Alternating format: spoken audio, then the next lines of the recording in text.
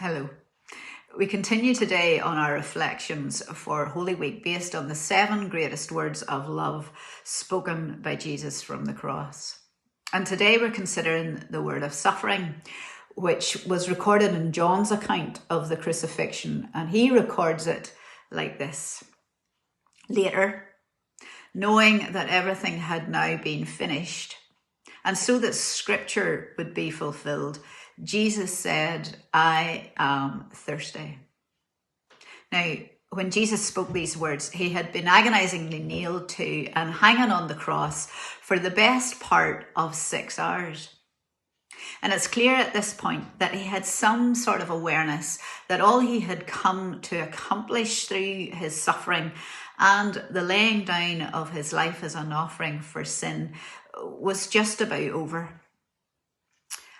And his words at this point, "I am thirsty," not only fulfill the Old Testament scriptures of the prophesied Messiah that was to come, as John suggests, but they also indicate a little bit of the unparalleled severity of the physical suffering of which thirst experienced during a crucifixion, when severely dehydrated, hanging in the hot midday sun, was only a horrific part. You see, Isaiah tells us that the one who would suffer was so disfigured beyond that of any human being, and his form marred beyond any human likeness. We simply can't imagine this. Is it possible that Jesus was unrecognizable as a human on the cross? And then the scriptures go on to tell us some more. He wore a crown of thorns. His hands and his feet were pierced as he was nailed to the cross. All of his bones were out of joint and visible for all to see. He was despised and rejected.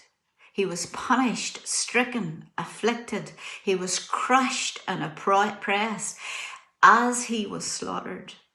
It seems that there never before had been a crucifixion like this, and the suggestion here is that never would there be again. Such was the degree of Jesus' suffering on the cross. But this was all part of God's redemptive plan.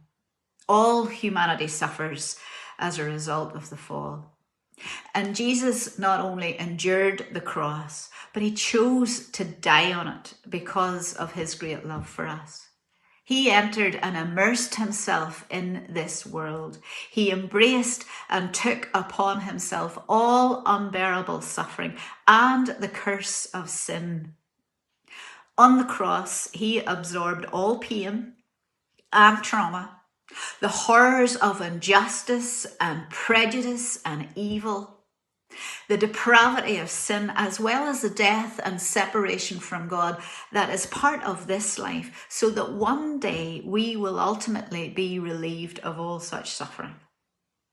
You see, the cross is where love and suffering meet. And because of this, we can know his presence and his boundless and unfailing love in the midst of our suffering. This reminds me of the words of that great hymn, "When I Survey the Wondrous Cross," and with this I'll finish. "See, from his head, his hands, his feet, sorrow and love flow mingled down. Did e'er such love and sorrow meet, or thorns compose so rich a crown? Were the whole realm of nature mine, that were an offering far too small. Love so amazing, so divine, demands my soul, my life, my all."